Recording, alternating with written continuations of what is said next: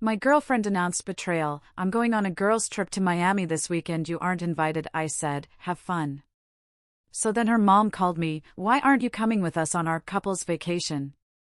Imagine believing you found your soulmate, building a future brick by brick, only to have their mother deliver the crushing blow that unravels every single lie, every betrayal, in one devastating phone call. It was 2 a.m., the digital clock on my nightstand a harsh, glowing reminder of the silence in our apartment, a silence that used to feel comforting, but now screamed with absence and deceit. I was wide awake, my mind a chaotic whirlwind, trying desperately to piece together the shattered remnants of what I thought was my life. For 3 years, Chloe and I had built a life together, shared a home for one. I genuinely believed we were solid. Marriage, kids, the whole 9 yards, we talked about it all. I trusted her, completely, without a second thought. 2 weeks ago, Chloe walked in from work, and over dinner, she casually dropped it. "Hey, babe," she said, barely looking up from her chicken. "Olivia, Grace, and a few of the girls are planning a trip to Miami this weekend. You know, just need to get away, have some fun in the sun." I smiled. It sounded amazing, honestly. "That's awesome, Chloe. You absolutely deserve a break." And I meant it. She'd been burning the candle at both ends, looking stressed. A weekend with her friends? Perfect. Then she added, with a light laugh, "You're not invited though. Strictly a girls' thing. No boys allowed." I chuckled right along with her. "Have a blast," I told her. The idea of being suspicious? It didn't even register. Not once. Over the next week, I watched her buzz with excitement. Helped her pick out dresses for the clubs. Drove her to the airport Friday morning. "Text me when you land. Be safe. Have the best time," I told her, kissing her goodbye. "I will. Love you so much," she replied. Friday and Saturday, I just did my usual bachelor stuff, video games, the gym. Nothing special. Chloe texted me photos, the beach, her and her friends with cocktails. Standard vacation stuff. Everything seemed completely normal. Then, Saturday afternoon, around 3 p.m., my phone buzzed. It was Chloe's mom, Susan. Susan and I? We've always had this amazing bond. She practically adopted me years ago. I answered cheerfully, "Hey, Susan, what's up?" But her voice, it was off. Something felt wrong. "Hi, honey. How are you doing?" she asked, that slight tremor in her tone already raising alarm bells. "I'm good," I replied, "just chilling at home." Then came the gut punch. The words that sent ice through my veins. "Wait, you're at home? Why aren't you in Miami with Chloe and everyone?" My blood ran cold. I froze. "What do you mean?" I stammered, my heart suddenly pounding like a drum solo. "Chloe's on a girls' trip with Olivia and Grace." There was a heavy pause on the other end. Then Susan's bewildered voice, "A girls' trip? Honey, it's a couple's vacation. Chloe told me you couldn't make it because of work." My hand was trembling so hard I almost dropped the phone. "Susan," I managed, trying to keep my voice from cracking, "I'm completely confused. She specifically told me it was a girls' trip. No guys allowed." Susan's voice hardened with concern.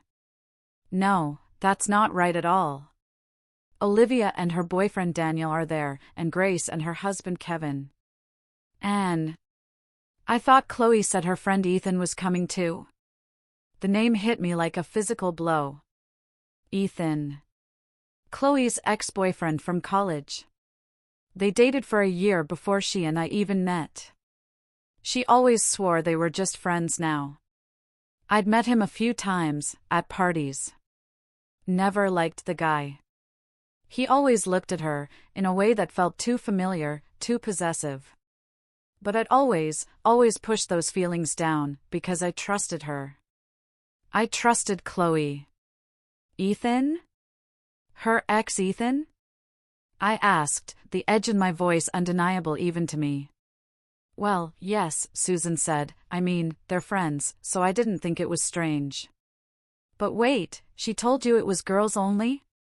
Now Susan sounded horrified. Yes, Susan. She specifically said girls' trip. No boys allowed. I paced our living room, my mind reeling. Oh my God, Susan whispered, genuine shock evident. I had no idea. I'm so sorry. After we hung up, I stood there, rooted to the spot in our living room.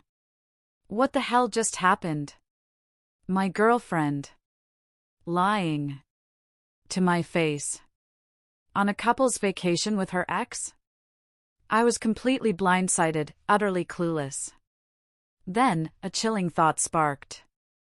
Her iPad. She'd left it home. It was synced to her iMessage. I'd never snooped, never felt the need to. Our trust was supposed to be unbreakable. But now? I needed the truth. I had to know. My hands shaking, I grabbed the iPad from our bedroom. Unlocked it. Opened iMessage. Right there, at the top, a group chat, Miami babes. 6 people. My heart hammered against my ribs as I tapped it, starting to scroll, reading from the very beginning. The messages stretched back a month. And instantly, it was clear, this was never, ever a girls' trip. Can't wait for this couple's retreat. It's going to be so romantic, Olivia had written. Do we have the villa rental confirmed? Enough rooms for all the couples? Grace added. And then, Chloe's own messages. Yes, villa is booked.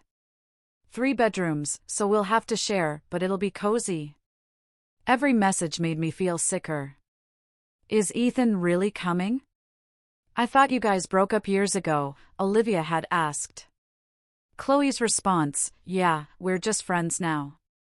It's totally chill. And honestly, I didn't tell my name about him coming because he gets weird about Ethan sometimes. Easier this way. My stomach churned. She knew I'd be uncomfortable. So, she just chose to lie. To me. Instead of having an honest conversation. There were messages about booking couples massages, hitting clubs together, even sharing hotel rooms. And then this, Ethan and I can share the smaller room. We're both singles, so it's whatever. My blood ran cold. Single. She called herself single. I almost threw the iPad across the room, the anger was so intense. Single? After 3 years? After talking about a future? I took screenshots. Every single damning message. Every lie. Every mention of this being a couple's trip. Then, the photos. Recent ones from the airport, Chloe and Ethan, standing too close, his arm around her waist. More from the beach, just hours ago. All of them, paired up. Ethan and Chloe, stretched out on beach chairs, her hand on his chest in one. My blood ran cold. I spent the next hour devouring every word, every image. I even checked her direct messages with Ethan. They'd been texting constantly for weeks. Nothing explicitly explicit, but definitely more intimate than just friends. Can't wait to see you in Miami, he'd written. Me too. It's been too long, she'd replied, with a goddamn kiss emoji. I sat there on our bed, a silent, raging inferno inside, surrounded by the cold, hard proof of her betrayal. Part of me wanted to call her right then, to scream until my throat was raw. But a colder, more calculated part of my brain took over. Wait. Let her come home. Confront her face to face with all of it. I called Susan back, sending her the screenshots one by one. Oh my God, she kept whispering as her phone pinged. I had no idea she'd lied to you like this. I'm so sorry. Susan wanted to call Chloe immediately. But I stopped her. "No, Susan," I said, my voice steady despite the earthquake inside me, "I need to do this myself. I need to see her face when I show her I know everything." Susan reluctantly agreed. After we hung up, I just sat there in the dark. The iPad's glow illuminating the mountain of evidence. My phone buzzed. A text from Chloe, "Missing you so much, baby. Wish you were here." The sheer, breathtaking audacity. She was probably spooning with her ex-boyfriend on a beach, sending me this saccharine lie. Something inside me snapped shut. I didn't reply. Just stared at those deceitful words. And knew. Everything between us was over. Sunday crawled by. I spent most of it diving deeper into the iPad messages, uncovering even more horrifying details. 3 weeks ago, Chloe had a conversation with Olivia. Chloe admitted she knew she should probably tell me Ethan was coming, but he'd just make it into this big thing, and she didn't want the drama.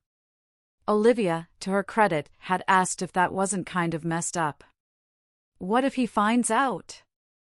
Chloe's chilling reply, "He won't find out. What he doesn't know won't hurt him. We're all adults here." That's when it hit me. This wasn't some spur-of-the-moment mistake. This wasn't a sudden lapse in judgment. This was calculated. Premeditated. Weeks in the making. She had chosen deception over honesty, and her friends had let her. She justified it to herself, and to them, like it was nothing. I found more photos, planning screenshots from weeks ago. The villa rental confirmation, clearly showing 3 bedrooms with king beds. Detailed messages about room assignments. Chloe had volunteered to share with Ethan, since they were the only singles. That word again. Singles. Like our 3 years, our shared apartment, our entire life meant absolutely nothing. Like I'd been erased from her existence with one casual word choice. Around noon, my best friend, Sam, called, asking if I wanted to grab lunch. I just broke down. The dam burst. I told him everything. He just kept repeating, what the actual F*** as I laid it all out, the girl's trip lie, the couple's vacation reality, her ex-boyfriend, his name.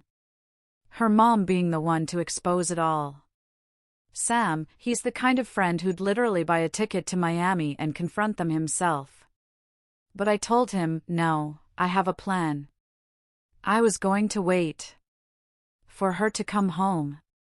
To confront her, face to face, with every piece of evidence. He said he'd be blowing up her phone, but I told him I needed to see her face. To watch her try to explain away the mountain of proof I'd collected.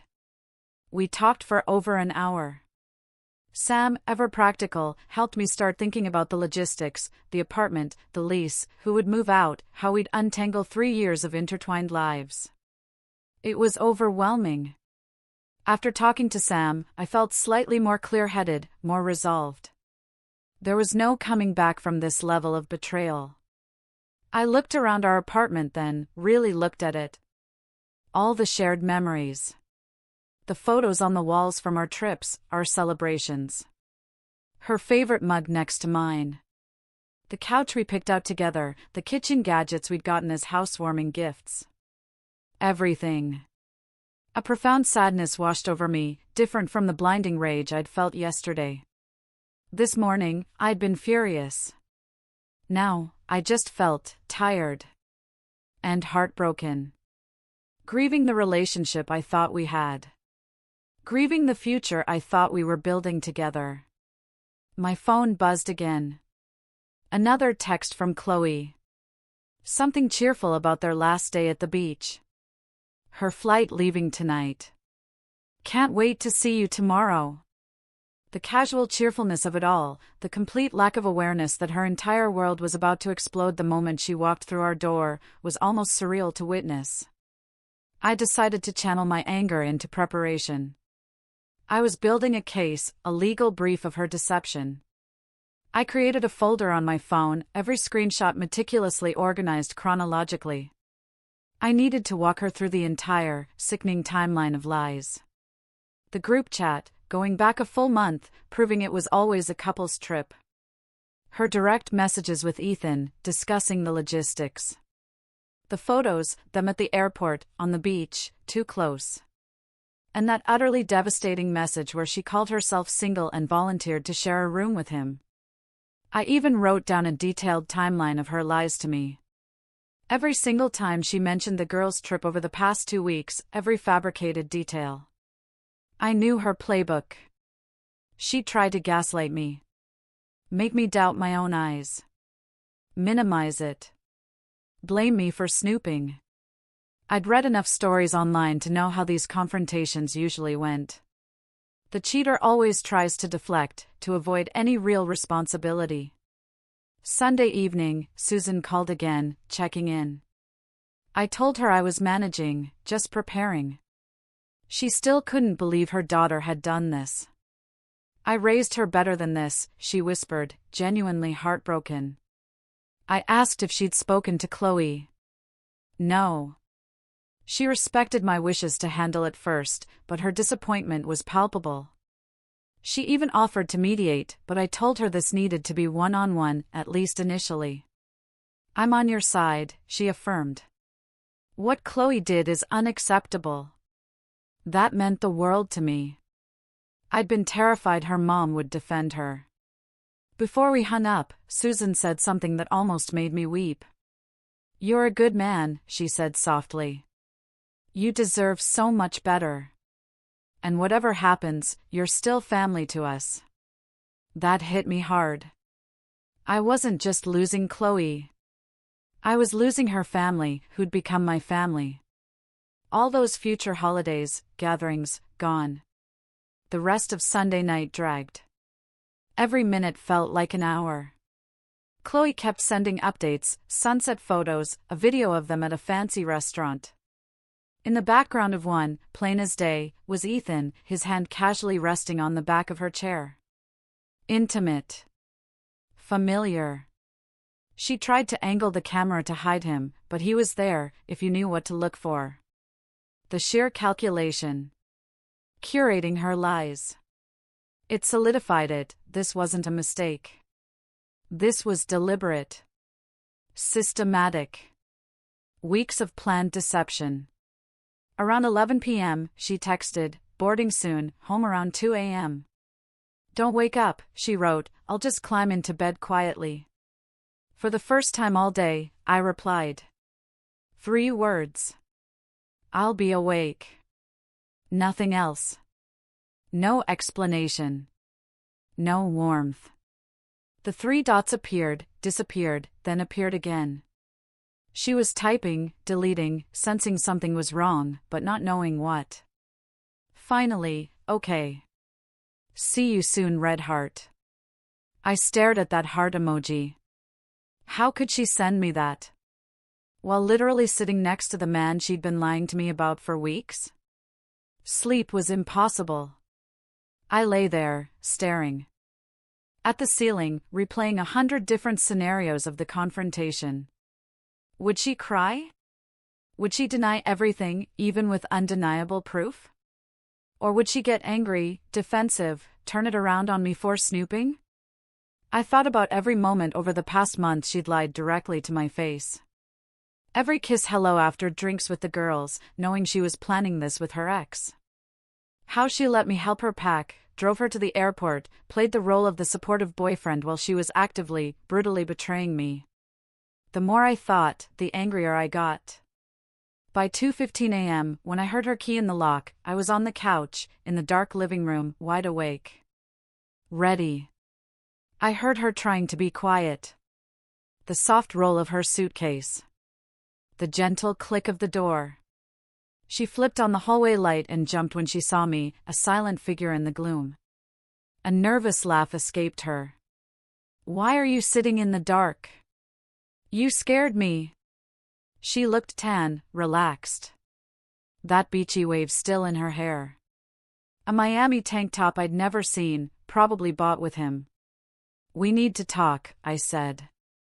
My voice was colder than I intended, a frigid whisper in the quiet apartment. Her smile vanished. Is everything okay? You've been weird with your texts.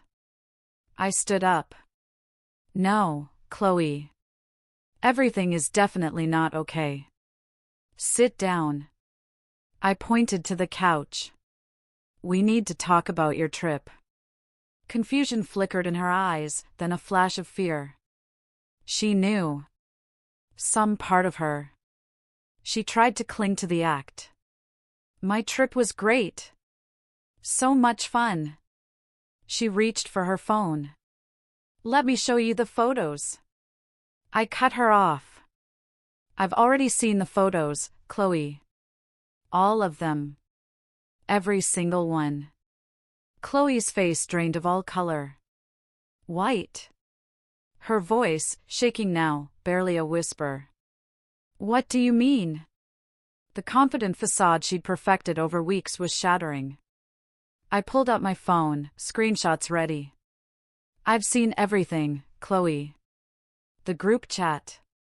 The messages with Ethan. The photos of you too. All of it. She opened her mouth, closed it. I can explain. Go ahead, I challenged, my voice rising despite my desperate attempt to stay calm. Explain why you told me it was a girls' trip when it was a couple's vacation with your ex-boyfriend. She sank onto the couch, her mind visibly racing. Calculating. How much did I know? What could she still deny? She went for the easiest lie first. Ethan? He was just. Olivia invited him. I didn't even know he was coming until the last minute. The audacity. It was so laughably transparent. I swiped to a screenshot from 3 weeks ago. Her own words. Then explain this, I demanded. Why did you write about sharing the smaller room with Ethan, since you were both single? Her eyes widened as she read her own damning words on my screen. Then came the predictable deflection. You went through my messages, she shrieked, suddenly finding her voice. That's a violation of my privacy. How could you? She was trying to make me the villain. The anger surged, hot and blinding. Privacy? I roared. You lied to me for weeks. You went on a couple's vacation with your ex. And you're worried about privacy? She jumped up, on the offensive now. Nothing happened with Ethan. We're just friends. You're being paranoid.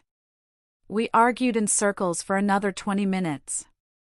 Her, trying to minimize, to justify every lie. Me, shoving screenshot after screenshot in her face. She cried. She apologized. She said she knew it was wrong, but she didn't want to deal with me being insecure about Ethan. The victim blaming in that statement was breathtaking. I asked her why she hadn't just had an honest conversation instead of sneaking around. She admitted she'd lied, but still insisted nothing physical happened. We're really just friends. I told her that even if I believed that, which I absolutely didn't, she'd still destroyed every shred of trust. She'd planned this elaborate deception, gotten her friends in on it, lied to her own mother. She was full-on sobbing now, reaching for me, begging forgiveness, saying she'd do anything, that she loved me. I stepped back, away from her touch. I don't think you do love me, I told her quietly. People who love each other don't do things like this. Then my phone rang. Susan. Almost 3 a.m. I told Chloe I had to take it and walked into the bedroom. Susan apologized for calling so late, but she'd just gotten off the phone with Olivia's mother. There was something I needed to know. My stomach dropped. What is it? Susan's voice was shaking as she told me. Olivia's mom had just revealed that Chloe and Ethan were sharing a room. That they'd specifically requested a 2-bedroom villa. The 3rd bedroom was for Olivia and Daniel. My blood went cold. Susan confirmed Olivia's mom made the booking and had proof. It was always a two-bedroom setup from the start. I felt like I'd been punched in the gut. Chloe had just looked me in the eye minutes ago and sworn they had separate rooms. I walked back into the living room. Chloe was still on the couch, wiping her eyes. "Your mom just called," I said, my voice like ice. Susan talked to Olivia's mom. The one who booked the villa. I watched the color drain from Chloe's face again. Another lie, exposed. "Do you want to revise your story about having separate rooms?" She just stared at me, her mouth opening and closing like a fish out of water, unable to form words. She stammered something about how it wasn't what I thought, they just shared to save money, nothing happened. I lost it. "Stop lying!" I screamed. "Just stop ***ing lying for once." Even now, caught completely red-handed, with undeniable proof, she was still trying to twist the truth. She started sobbing, harder now.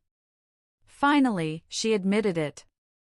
"Yes, we shared a room," she choked out, "but I swear on everything, we didn't sleep together." That's when I told her. "Get out." She looked up, shocked. What do you mean?" I repeated it, my voice chillingly calm. "Get out of my apartment.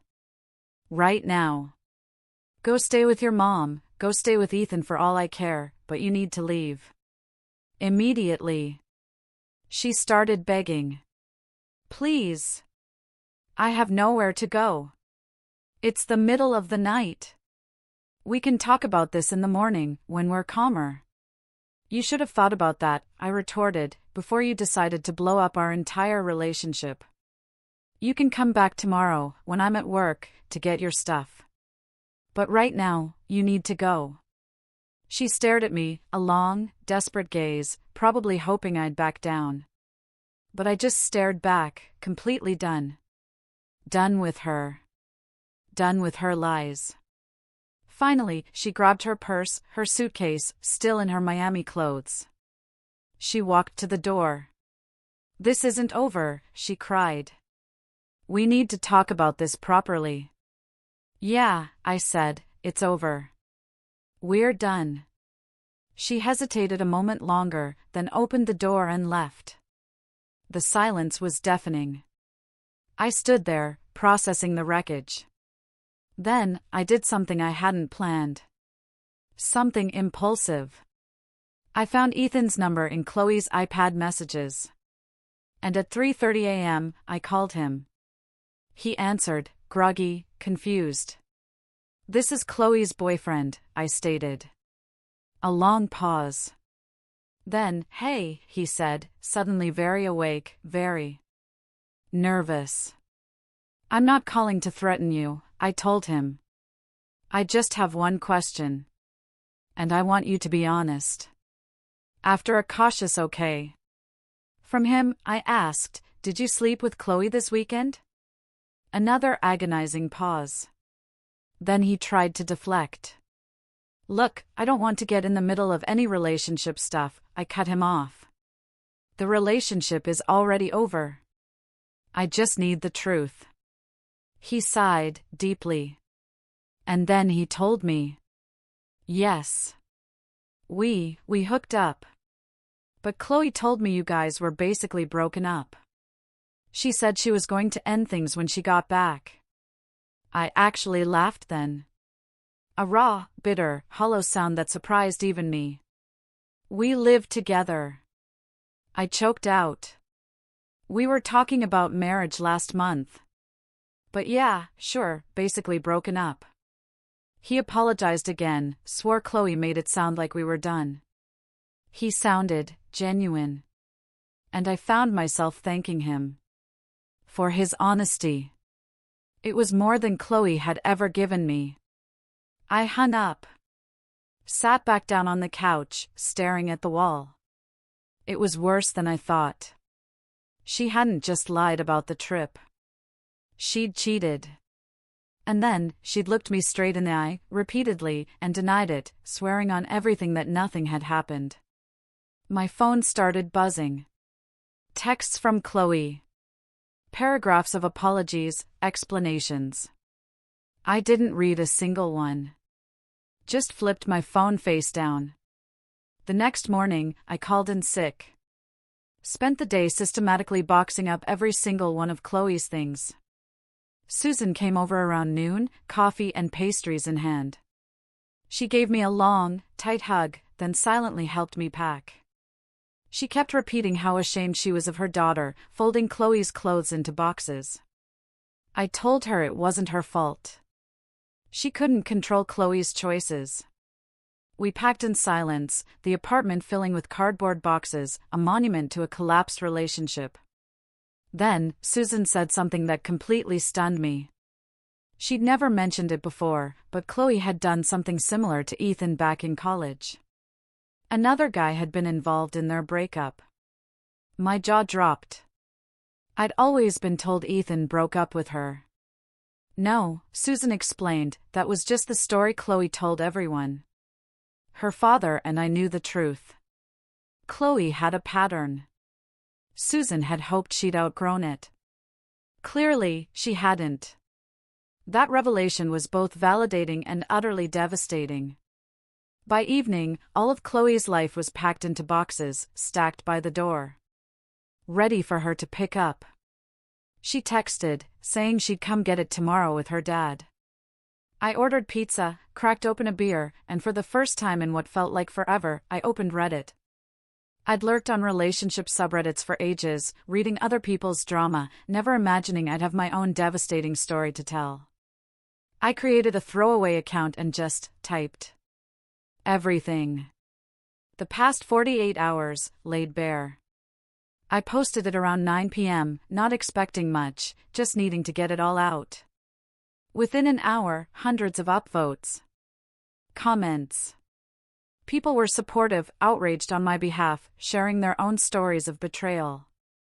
One comment though. It stood out.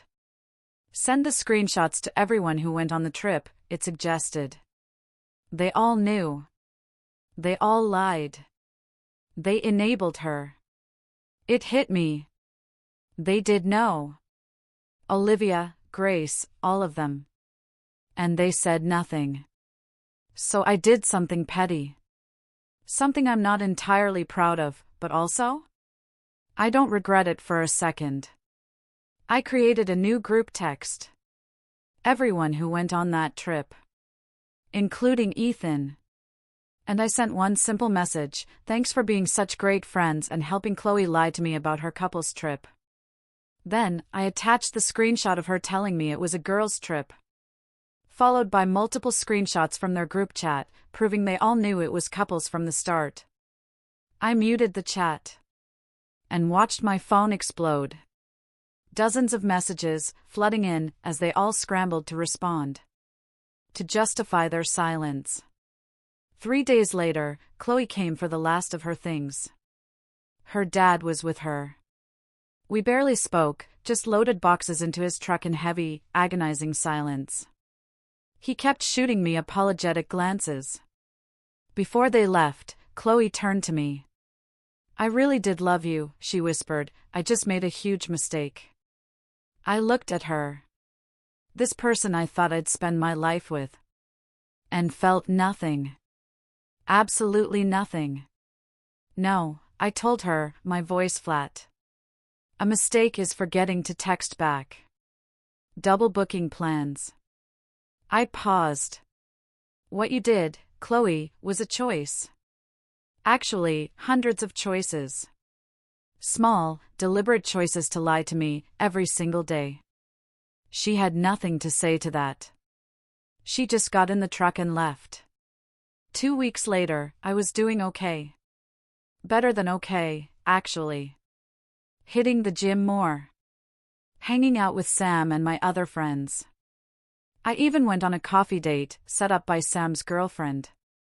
Nothing serious, just good conversation. But it felt good. To know I could move forward.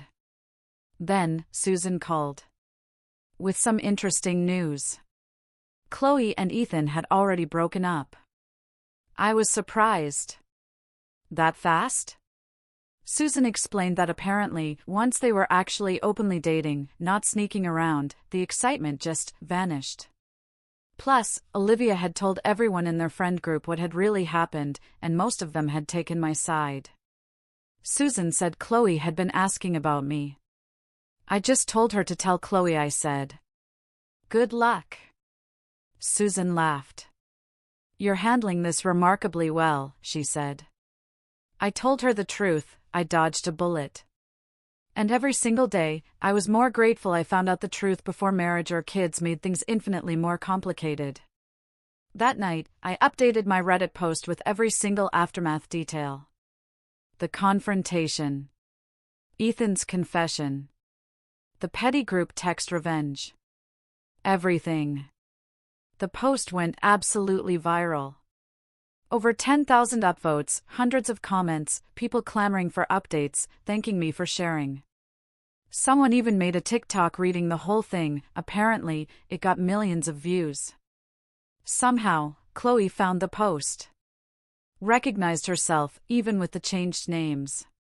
She texted me, absolutely furious.